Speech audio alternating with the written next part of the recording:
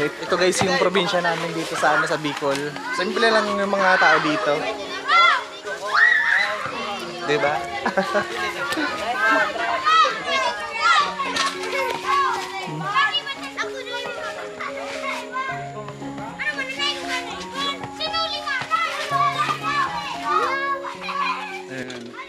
Tuwing umaga, ang sarap pagmasdan ng mga batang nakikipaglaro sa kanilang mga kapitbahay.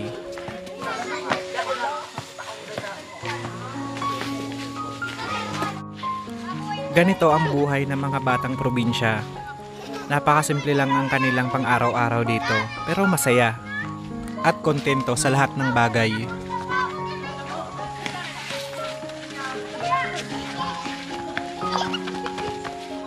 Nagkakaisa at mapayapang namumuhay sa piling ng bawat isa.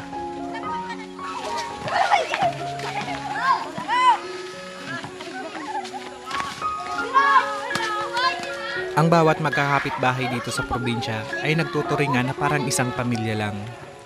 Nagbibigay respeto sa bawat isa at natutuwa sa mga simpleng bagay lang. Ang mahalaga ay marunong makisama sa bawat isa. Isang matahimik at mapayapa ang pamumuhay dito sa probinsya.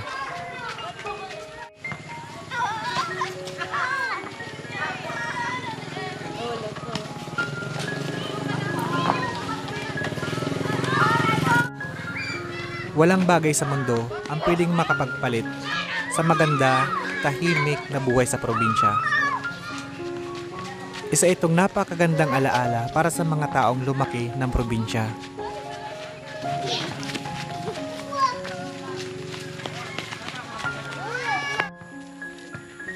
Marumasin si Silot. Akabot ka krayon.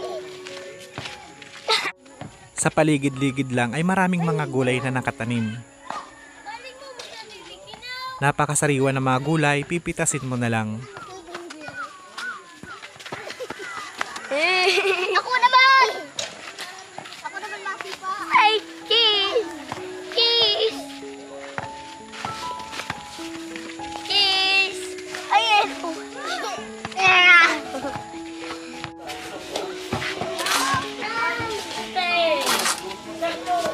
Last naman sana yan ano? Last naman sana.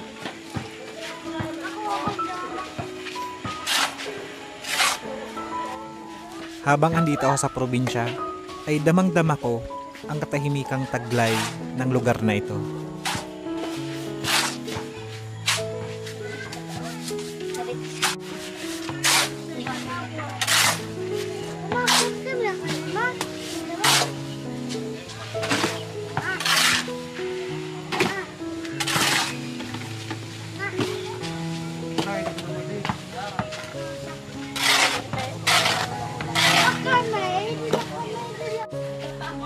Siya guys ay si Jason, kapatid ng aking asawa.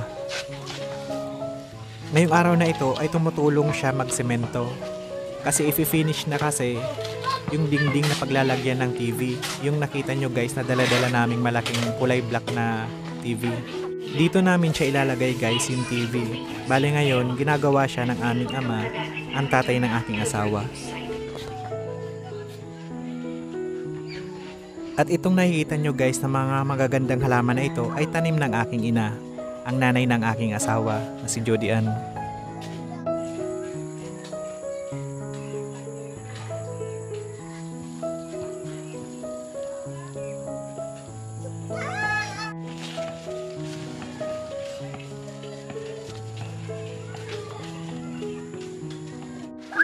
Napakasarap maging bata ulit, kung pwede lang sana. Masarap balik-balikan yung mga panahon na ito. Nakasama ang mga kababata at mga kapitbahay sa lugar ng iyong kinalakihan.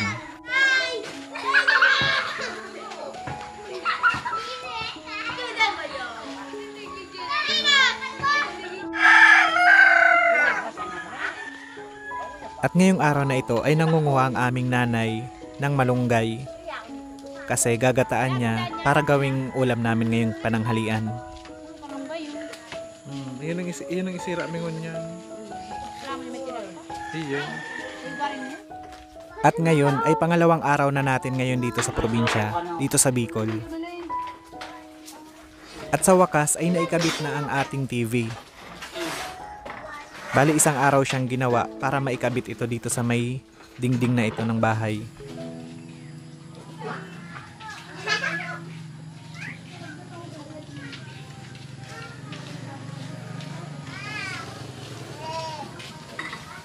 Pasir mo, gay. Oh, basta ilang paikot na yan. Paikot na yung gano'n mo yan.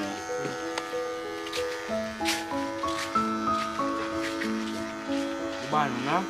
Grabe na. Kalbuno na kaya? Kalbuno. Kalbo. Ah.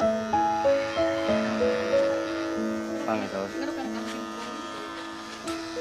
Bakit gusto mo? Wala ba yung pis nga? Mahal yung sumbari. Mahal yung... Emi kalbo. Ano kayo sa kao? Si may kalbuno na sana. Kalbuhon mo, nagkakagabos ka. Gabos pa sige. Ano? Yun na yan, paikotun mo sana.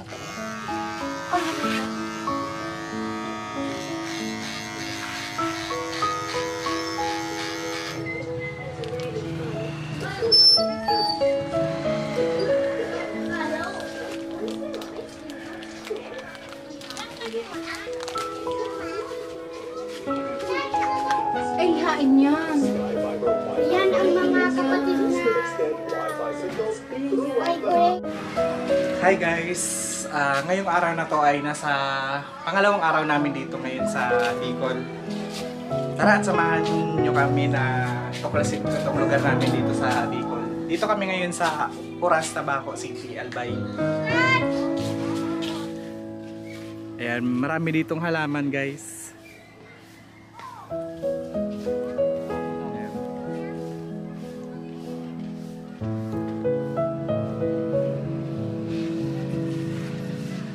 Sama ko na kayo sa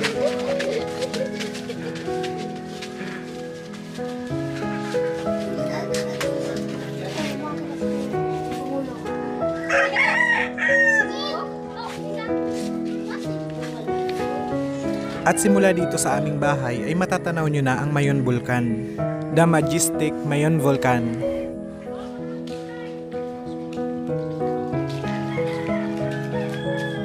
Ito yung street namin dito guys sa sa Bicol. Ayan.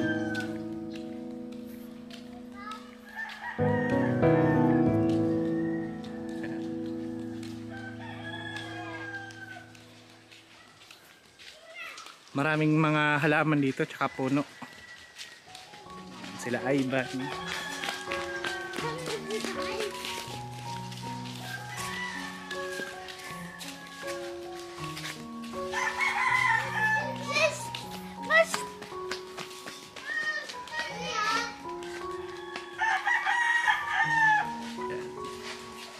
Marami kayo dito guys na makikita sa lugar namin. Maraming puno.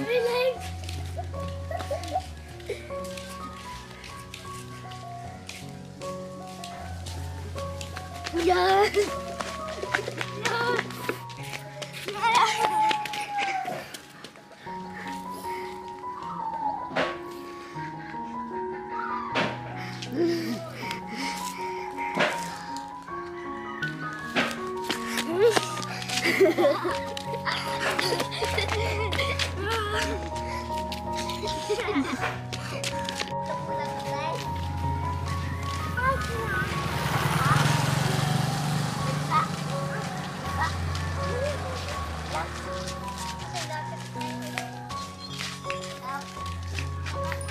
Ito guys ang aming bahay dito sa probinsya. Itong nasa dulo na to na may tindahan. Masasabi nating simple, tahimik ang buhay dito sa probinsya. Pero ang bawat tahanan dito ay nagmamahalan. Nagkakaisa ang bawat miyembro ng pamilya. Nagtutulungan sa bawat araw na gawain.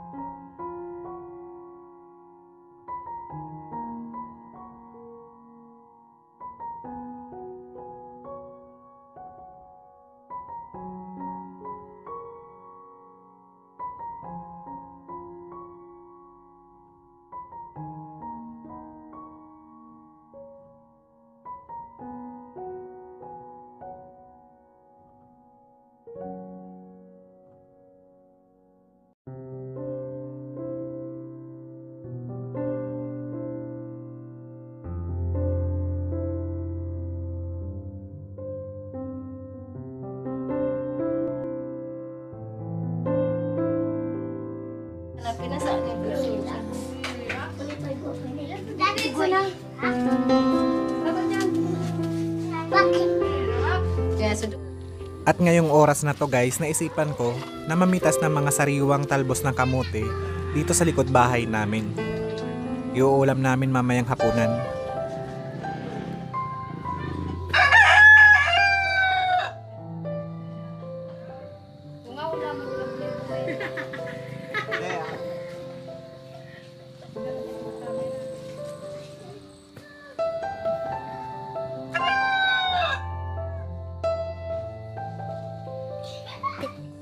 Tara at samahan mo ako ngayon guys na mamitas ng mga talbos ng kamote dito sa likod bahay.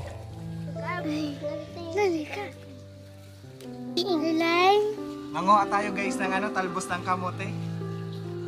Ito yung uulam namin mamayang hapunan. Dito sa probinsya, sariwa yung mga gulay kasi kukunin mo lang sa likod bahay. Meron ka ng ulam.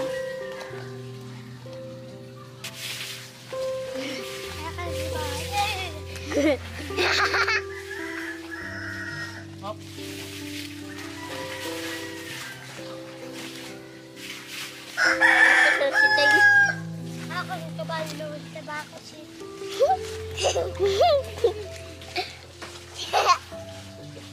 Nagkuha ka man, Ting. Nagkuha ka man talbos ng kamote. Ito guys yung bagong kuha kong talbos ng kamote. Bali sariwang sariwa kasi galing talaga dito sa pinagkukuhanan natin. Ito na guys yung mga mga bago nating pitas na talbos ng kamote. Bali sariwang sariwa talaga siya kasi yun nga kakukuha lang natin dito sa sa taniman ng ng kamote. Tapos mamaya ang gagawin namin dito guys, lalagyan namin siya ng gata ng nyog para masarap. Kasi ito yung ulam namin mamayang hapunan. Ma, bulaw ba dito? Bulaw ba? Nalaw ko. Saan? Dosata. Tunay? Marami-rami na tayo guys na nakuha na talbos ng kamote. Ayan no. Sariwang sariwa. Ang sarap manirahan pag dito sa probinsya kasi wala kang iisipin na malalaking problema. Sa pagkain lang ang dami na agad. Ayan guys, tapos na kaming manguha ng talbos ng ng Marami-rami ang nakuha natin. Ayan, sila yung masisipag kung makakasama dito nanguha kami ng ng talbos ng kamote. Ayan sila. Gawin na natin to?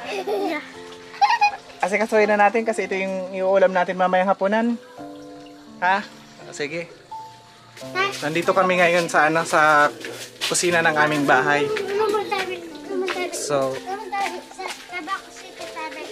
ang gagawin muna namin dito sa talbos ng kamote, hihimuhin, yung tawag dito sa amin, hihimuhin yung ipiprepare siya.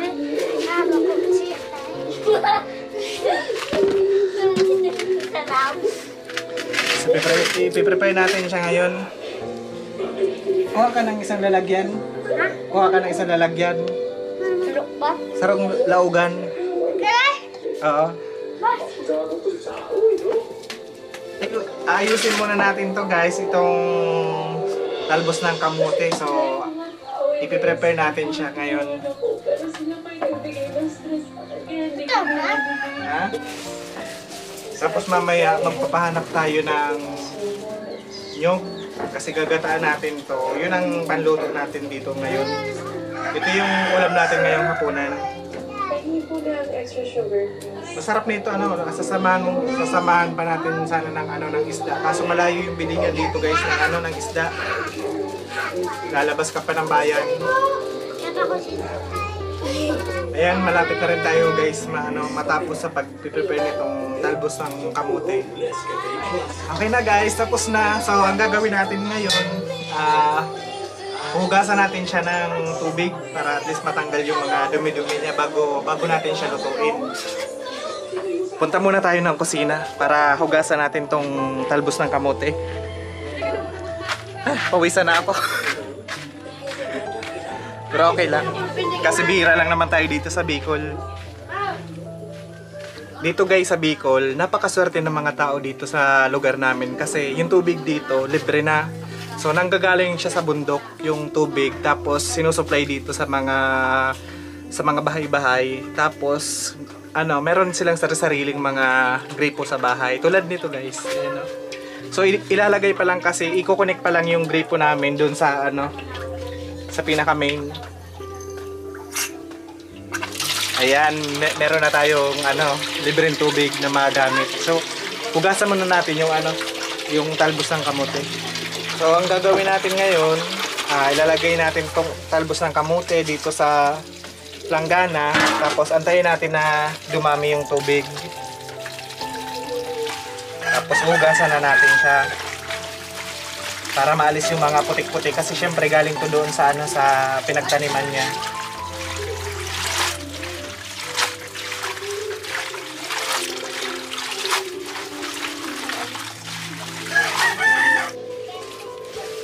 Ito na guys yung prepare nating talbos ng kamote.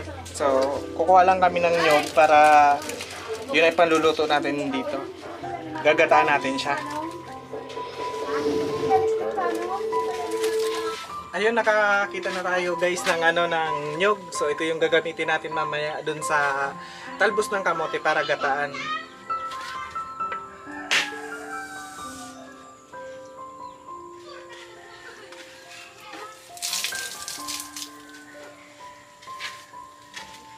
I-prepare na natin yung nyug para gataan na natin yung gulay.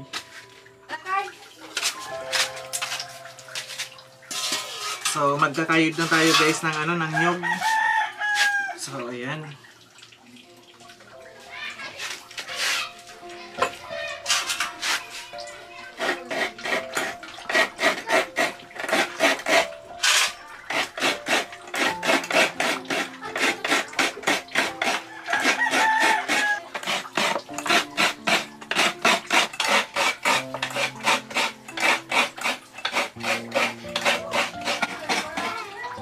Nakakapagod guys, pero okay lang kasi alam kong masarap naman yung gugulayin natin. Yung mga gulay natin dito sa probinsya, sariwang-sariwa kasi bagong pitas lang sa taniman. Tapos yung nyug natin ngayon na kinakayod, bagong kuha lang to sa bagong akyat lang to dun sa puno ng nyug. May kasama pala akong bata guys, kapatid ng asawa ko. Anong pangalan mo nga? Inteng. Inteng. Magpakilala ka sa sa camera. Ako si Inteng. Share. Dali gayahin mo dali. Inteng. Inteng. Pare. Magpakilala ka sa ating mga mga tagapanood. Dali. Gayahin mo ako dali. Ako si Enteng Kabisote.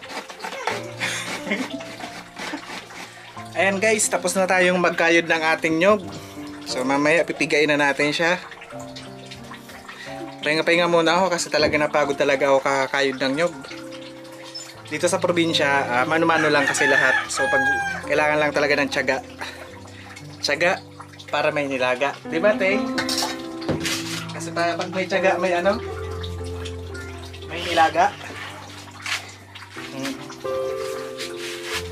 Ito yung Mayon Volcan dito guys sa Bicol. So dito sa aming lokasyon, tanaw na tanaw siya dito ngayon. Medyo maulap lang yung panahon ngayon.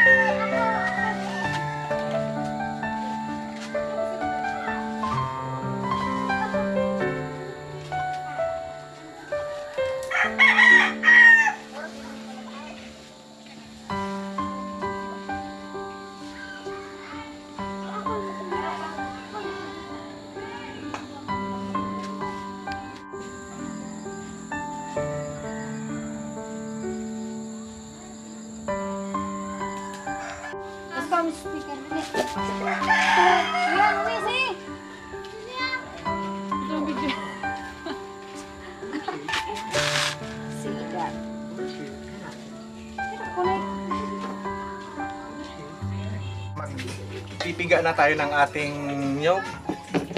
Pipigay na natin siya para makuha na natin yung pinakagata nito. Lalagyan natin ng mainit na tubig para mas mabilis na mawala yung gata dito sa nyog, para mas mabilis siyang lumabas. Tapos syempre may sobrang init ito, so lalagyan natin siya ng ng malamig na tubig. Ilalagay na natin guys yung yung tubig dito. Ito yung unang piga. Gagamit tayo ng salaan para mawala yung hindi makasama yung yung nyug. Ipigayin na natin siya ngayon.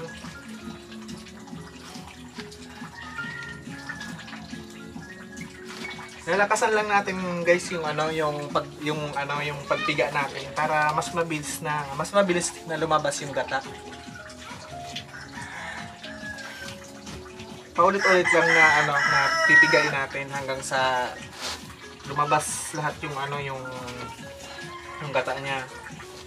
Pagkatapos na makuha lahat yung sapal ng nyog, so kapag marami nang nakuha, so isasali na natin siya sa isang lalagyan.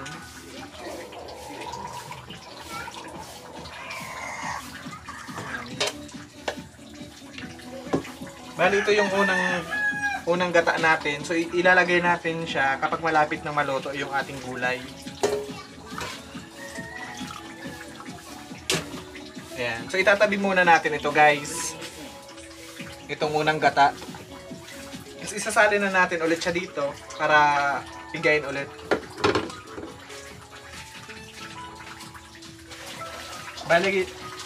Bali kukuha ulit tayo ng mainit na tubig para lumabas ulit yung gata niya.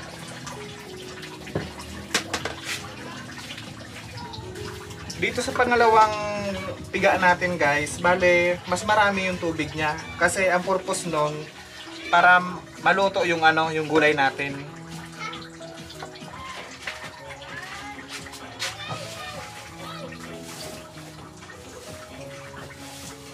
Tapos ihahanda natin guys yung uling na gagamitin sa pagluto. So lalagyan natin ng uling tong natin pugon.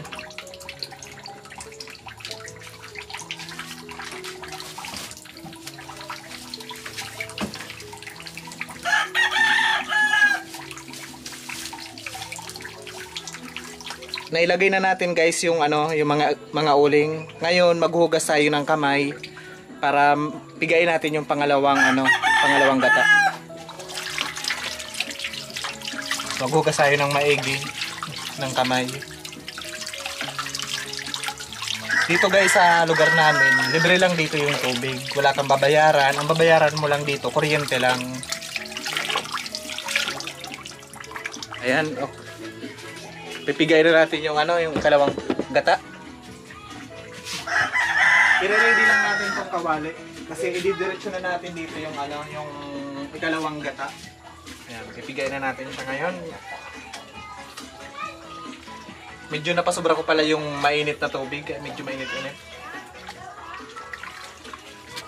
Ilalagay na natin ngayon yung ikalawang gata dito sa kawali. So ganun ulit, sasalain natin ulit siya para mawala yung mga sapal.